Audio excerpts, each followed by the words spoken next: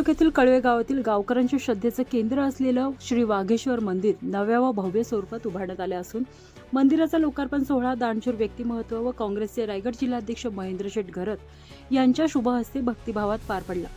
या निमित्त महाशिवरात्री उत्सवही उत्साहात साजरा करण्यात आला। सुमारे 100 वर्षांचा इतिहास असलेल्या या मंदिराचे नूतनीकरण एप्रिल 2025 मध्ये सुरू होऊन अवघ्या 10 महिन्यात पूर्ण झाले।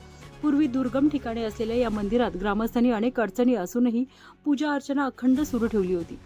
मंदिर उभारणीचे मुख्य सूत्रधार महेंद्र शेठ घरत असून या कार्यात त्यांचे शिष्य व विश्वासू सहकारी वैभव पाटील यांनी महत्त्वाची भूमिका बजावली। वैभव पाटील यांच्या वडिलांची मंदिर भव्य स्वरूपात उभारण्याची इच्छा होती। गुरु महेंद्र शेठ घरत यांच्याकडून मिळालेल्या 5 लाख रुपयांची देणगीतून तसेच वैभव पाटील यांनी स्वतः दिलेल्या 2 लाखांच्या योगदानातून कामास सुरुवात त्यानंतर श्री वाघेश्वर देवस्थान ट्रस्ट व ग्रामस्थांच्या सहकार्याने मंदिराचे काम वेळेत पूर्ण करण्यात आले। लोकार्पण दिनी कीर्तन, भजन, महाआरती, जागरण व महाप्रसाद असे धार्मिक कार्यक्रम पार पडले।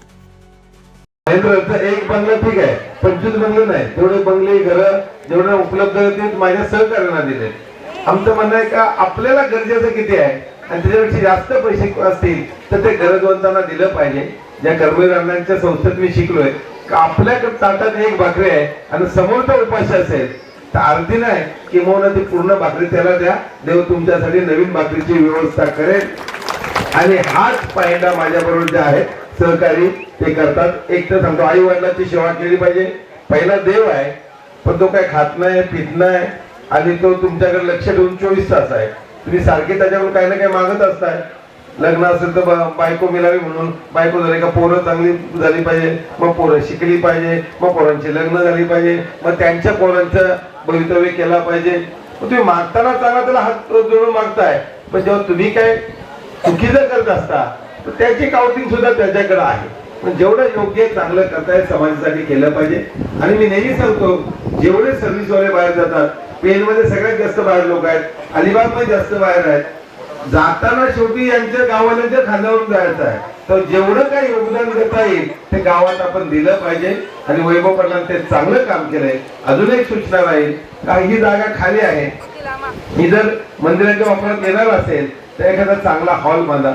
इथं 5 लाख दिलं, मी तिथं 10 लाख रुपये देईन।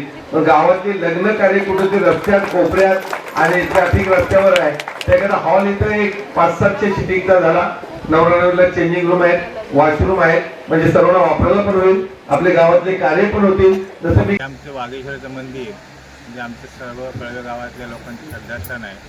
आणि हे मंदिर जवळजवळ 100 वर्ष पुरातन आहे। कौलारू घर होतं, त्याच्यानंतर आमचे वडिलोपासून म्हणजे आजोबा पंढरपासून देवावरती करत होते, त्याच्यानंतर माझे वडील करायला लागले। माझे वडील स्वर्गीय चंद्रकांत पंढर पाटील गुरुजी गावात फेमस होते गुरुजी म्हणून, तर ते त्याच्यानंतर दिवाबत्ती वगैरे इकडे करायला लागले। तर हा माळरान होता सगळा, कौलारू घर होतं, यायला पण वाट नसेल, कधी कधी तर पावसाच्या पाण्यातून पुरातून यायला लागायचं, कधी कधी दिवाबत्ती करायला संध्याकाळी। तर गाव आणि हा अंतर खूप लांबचा होता। परंतु वडिलोपार्जित मंदिर असताना त्याची पूजा करत असताना कुठेतरी आमची सर्वांची म्हणजे सर्व काकाची मुलांची श्रद्धा निर्माण झाली की बाबा हा ह्या देवाच्या कृपेने आम्हाला सर्व काही सगळं काय व्यवस्थित आहे। कारण आमचे सगळे काकाची मुलं वगैरे कोण इंजिनियर, कोण पोलीस, कोण शिक्षक आणि सगळे आहेत, आणि आमची मुलं सुद्धा चांगली शिकली। आमची श्रद्धा निर्माण झाली की बाबा खरोखर ह्या वाघेश्वराच्या पूजेमुळे पूजा अर्चेमुळे आम्हाला चांगले दिवस, भरभराटीचे दिवस आले। तर मग आम्ही सर्वांनी म्हणून मी इच्छा प्रकट केली, माझ्या वडिलांची इच्छा होती, अण्णांची इच्छा होती की बाबा आपण सगळ्यांना बोलून, आमच्या भावांना सगळ्यांना बोलले की आपण मंदिर बांधू हयात असताना। पण अचानक हार्ट अटॅकने त्यांचा मृत्यू झाला। मग आमच्या भावांची विचार विनिमय केला आणि बोललो की दादा आपण मंदिर बांधूया का। तर सर्वांनी मला सपोर्ट केला, सर्व भाऊ माझे सगळे आहेत, चुलत भाऊ पण सख्या भावाप्रमाणे सगळे, त्यांनी मला सपोर्ट केला सगळ्यांनी। आणि महत्त्वाचा हा मंदिर सुरू होताना मी माझी इच्छा प्रकट केली की बाबा अण्णांची इच्छा होती, माझ्या 50व्या वाढदिवसाची इच्छा होती बाबा माझ्या वडिलांची इच्छा होती की मंदिर व्हावं। तर मी त्यावेळेला बोललो की माझी जोपर्यंत मंदिर होत नाही तोपर्यंत मी पुढचा वाढदिवस साजरा करणार नाही, 50व्या वाढदिवशी। तर त्याच वेळेला माझे गुरु महेंद्र शेठ घरत ते त्या व्यासपीठावर होते आणि ते बोलले की वैभव तू असा जर संकल्प सोडत असशील तर तुला 5 लाखाची मदत मी मंदिरासाठी करेन। आणि त्यांनी ही मला उभारी दिल्यामुळं मी ती सुरुवातीला माझी स्वतःच्या खिशातले 2 लाख रुपये टाकले आणि मग सर्वांनी मंदिराचं फाउंडेशन चालू झालं तर तसं देणग्या यायला चालू झाल्या आणि महेंद्र साहेबांचं मला पाठबळ होतं। त्याच्यामुळं आज एप्रिल 2025ला मंदिर मोडलं जुनं आणि आज ती 15 फेब्रुवारी एवढ्या 8 ते 9 महिने 10 महिन्यात आम्ही हे मंदिर पुरं केलं. आम्ही निमित्त मात्र आहोत सगळे. ते देवानेच आमच्या हातून करून आम्हालाच कळत नाही की हा मंदिर झाला कसा, पण देवाने आमच्या हातून करून घेतलं. पण खरंच आयुष्यात मी माझ्या भावानं पण सांगितलं की आयुष्यात आपण आलो आणि काय कमवलं आणि किती काय केलं पोरांसाठी ठेवलं हे मला माहिती नाही, परंतु माझे गुरु महेंद्र शेठ घरे यांचं अनुकरण करत असताना मी एवढंच सांगितलं की भावांना की बाबा आपण जर देत गेलो किंवा करत राहिलो तर भगवान आम्हाला नक्कीच देतो. आमच्या भावांच्या सहकार्य त्याचबरोबर महेंद्र घरे साहेब आणि माझे मित्रपरिवार आता तुम्हाला तर माहिती आहे उरण आणि पनवेलचे मित्रपरिवार खूप आहे. 50% भारत त्यांनी सांभाळला आणि आज हा मंदिर पूर्णत्वास येते. मला एवढा आनंद आहे की आयुष्यात येऊन आमच्या आयुष्याचा सार्थक झाला हे असं मी मानतो.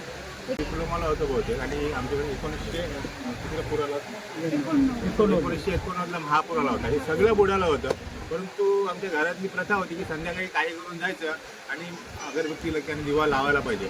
इथं म्हणजे लोक आमच्याकडचे काही वाहून पण गेली होती. अशा पण परिस्थितीत माझे वडील अगदी चड्डी बनियान घालून त्या दिवाबत्तीला आले होते. हा माझ्या आयुष्यातला म्हणजे तो क्षण आठवणीत ठेवला मी की जर वडील एवढा करू शकतात, आपली जीवाची बाजी लावून ते दिवाबत्ती करू शकतात, आपण एक मंदिर उभारू शकतो. मंदिर मी छोटेखानीच बांधलं आहे, परंतु गावातल्या लोकांना इथं विरंगुळ्याचं साधन व्हाईल किंवा ह्या इथे जे राहतात, इथं जे परिवार राहतात त्यांचे कार्यक्रम कसे इथं होतील, त्यांच्यासाठी शेड असेल किंवा बसण्याची व्यवस्था असेल हे करण्याचा माझा मानस आहे.